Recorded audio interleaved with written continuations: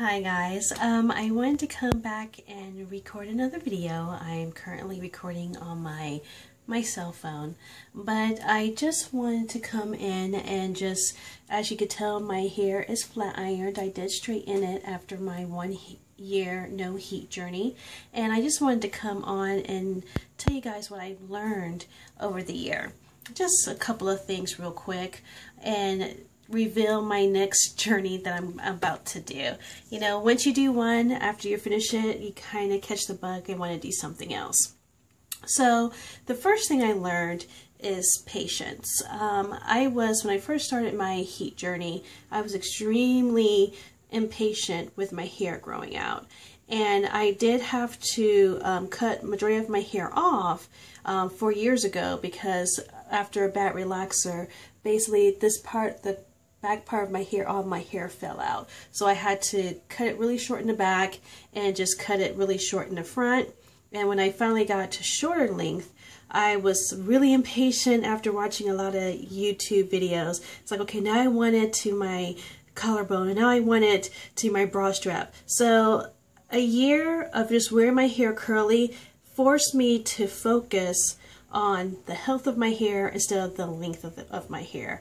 And to be honest, when I first started my heat journey, I didn't even realize that was going to be a perk, having me to just refocus and not concentrate so constantly on how long my hair was growing, or constantly pulling my hair down and doing length checks. So the first thing I would say that this 1 year no heat journey did for me was teach me patience.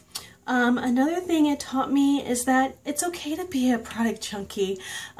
This basically, I had to find products that worked really good with my curly hair during the summer, during a certain weather conditions, and I had to buy products to try to figure that out. Now, one trick I did learn was that my hair loves coconut oil. My hair loves shea butter. So I would gravitate to products that had that as the main ingredient. So I was able to find my holy grail products that worked for my hair. I do have thin, I'm sorry, somebody was walking past my window. I do have thin, fine hair. So sometimes I have to make sure I find products that don't totally weigh it down. But the nice thing about wearing my hair curly is that no matter how much product I put in for my wash and go, the more I put in my hair, the longer my wash and go lasted. Now, obviously, when I wear my hair straight, that's not the case. I have to be very light-handed in what I put. Otherwise, it looks really weighed down, more than just being thin and fine. Another thing I learned was that it's okay to trim. You can trim as often as you want to. Not trimming during your journey is basically can cause more harm than good, because if you wear your hair curly and you wear it out a lot in the wash and go style or whatever, twist out or braid out, my go-to style was wash and goes, because the braid out and twist outs on my naturally curly hair just does not work out. But if you find yourself, oh, my arm's getting tired, sorry guys. If you find yourself putting product in your, even with your curly hair, and it feels gross, you feel a lot of fairy knots, cut it.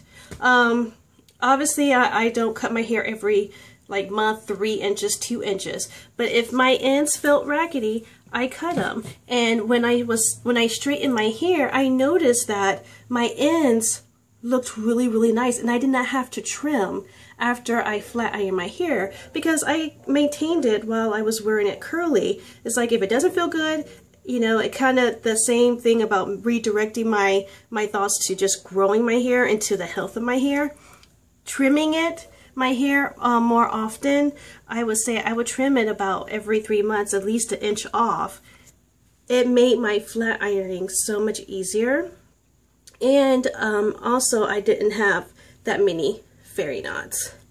And lastly, I got to enjoy my hair. I got to embrace my curls. I got to experiment with wearing my hair in different curly styles.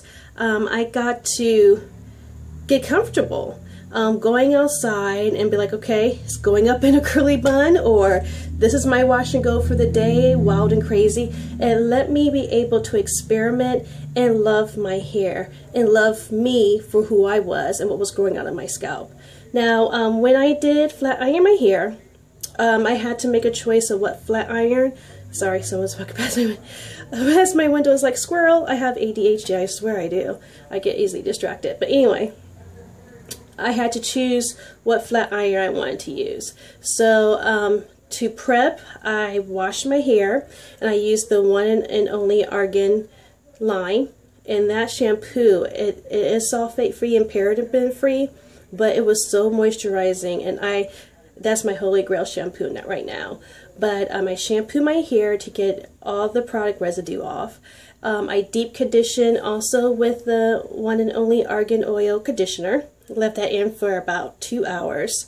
And then I put a little bit of a dry oil spray, also from one and only Argan Oil, and a little bit of coconut oil on my ends. I let my hair air dry. And the next day, because I do not like to put double heat on my hair, I did not want to blow dry, and then on top of that, flat iron. So I let my hair air dry. The next day, in the afternoon, I put the one and only Argan Oil in my hair as a heat protectant. And since I love that product line so much, I just recently discovered it because I loved it so much. I was going to buy the Red Pro Lisa Ray flat iron. I was actually about to order it online, but because I had such good results with the one and only Argan Oil line with their hair products in my hair, I decided to purchase in their flat iron. I just got the 1 inch. I just start in the back of the nape of my neck, and the good thing about having thin hair is that I didn't have to section my hair into 4 sections. I just put my hair up, did one little line, and I do use the comb chase method, so that way I only had to put the flat iron once through my hair, 1 pass. And that, and the temperature of that flat iron goes up to 450, and I did want a bone straight look, and so I did have the temperature at 450. Tonight I had my hair straight for 2 weeks, so tonight I am going to wash it and deep condition it, and hoping that I didn't do heat damage, because if I do, I'm just going to cut it off. It grows back. But I just did 1 pass at 450 and just did my whole head. Now, the styles I wore the first week, I just wore it bone straight. I didn't wrap or anything because wrapping hurts my scalp for some reason. I just did a light twist, put it up in a scarf and let it go. And then this week I was experimenting with a lot more curly styles. I did do a braid out, which I will load that video up and you'll see it. That was a fail. My hair was so straight and so fine that it just didn't make any type of crimp or wave. It made a little bit, but not to the extent that I was expecting. Then I just used my flat iron, I think 2 times this week, to make curls in my hair at a very low heat temperature. But the most, and I also slept in curl formers. I can't. I can't. Those things, sleeping in it when your scalp is so tender already, was a nightmare. And I did try, like I had maybe 8 curl formers on this side. I put all the curl formers and put a rubber band on this side. It's like, oh, okay, I can sleep. Yeah, no, that didn't work. I can't. So the curl formers, it gave a little curl, but I just couldn't sleep in them, like in the middle of the evening. I took those bad boys out, threw them on the floor, and about the time I woke up, whatever curl it did make, it just became an extremely loose wave. The most success I had, surprisingly, I did this set yesterday. It was a pin curl set. And first I was just watching a lot of YouTube videos. I didn't really know how to do it myself, but all I did was put a very little bit of coconut oil for my ends to help for the shine. Brushed out my hair with my wet brush, love it, and just curled my fingers, my hair onto its fingers, rolled it up, and pinned it on my scalp with a bobby pin. It only set for while I slept. Was absolutely awesome to sleep because it was just my hair. I woke up and I got these beautiful curls. I love it. So next time I flat iron my hair, I'm definitely going to pin curl them every night to get these results. Now, I grew out my bangs. The one thing I regret out of this whole entire journey of everything I've learned, I grew out my bangs to about almost collarbone, and I wore a ponytail yesterday. I almost made it. Yesterday I wore a ponytail and I was like, okay, my head's too freaking big, and I got bangs cut. So I'm back to where I started. So this leads me on to my next journey.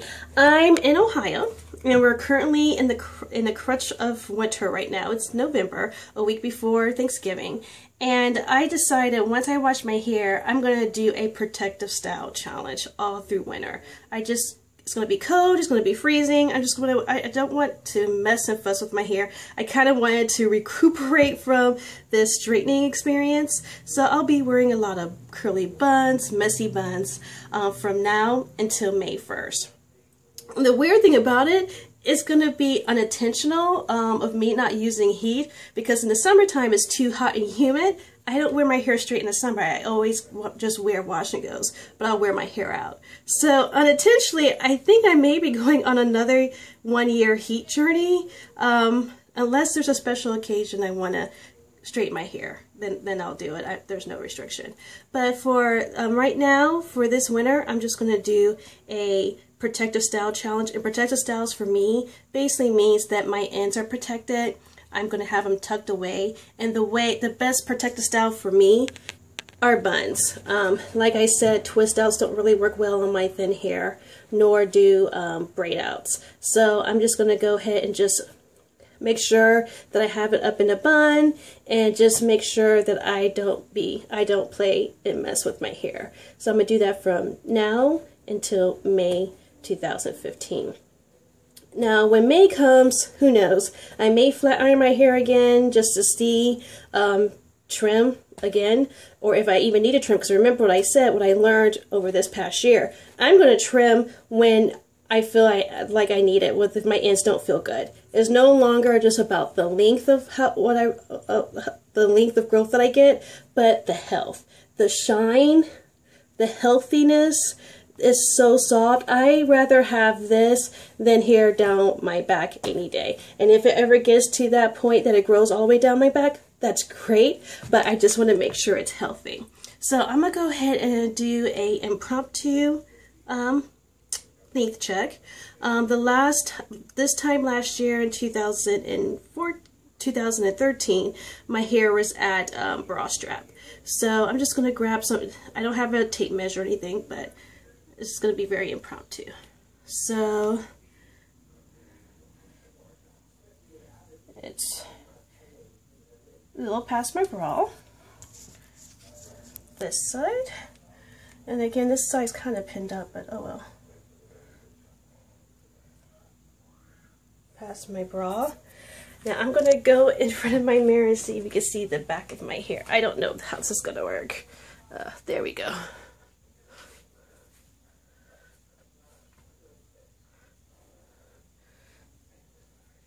And right here. So I'm definitely past bra strap from last year. I definitely retain length. The average, because my bra strap is like right here in my hair, I would say it's definitely past mid back length. It's grazing because my waist is right here, so it's like almost at my waist. So from what I've learned, usually hair grows at a rate, if you don't have any type of issues or health issues or medical issues, a rate of ½ inch a month. So over a year you could potentially grow 6 inches of hair. Now with all the trimming I did, I would say that I retained about 3.5 – 4 inches, which is fine. And next year, if I happen to, after my protective style challenge, go right to my wash and goes for the summer and end up not flat iron my hair again until another year, that's cool with me. And if I happen to get full waist length with all my hair and grazing hip length, that would be awesome. Now, do I want to be Rapunzel? No. I think I will stop at, I actually want to stop at full waist length. So if it grows anything past that, I will cut it. But I just want to come on, let you know how my year of no heat went. And if you guys are hesitant or scared to even try it, there's so many things you could do for a protective style. You can wear your hair up in wigs. You can put it in a weave. Just make sure your braids are not too tight. You can do what I did, just wear your hair curly and out and about. But if you want to try it, you don't always have to do just a whole year, kind of like the whole entire kit and caboodle at once, because sometimes it's hard. I mean, I was addicted to my flat iron. That's why I forced myself to do this, because I was flat ironing my hair every 2 weeks, and my hair was not growing at all, even though it was natural. I did not know how to take care of it. So if you're thinking about doing the heat challenge, give yourself, if you're used to flat iron your hair every month, do it every 3 months.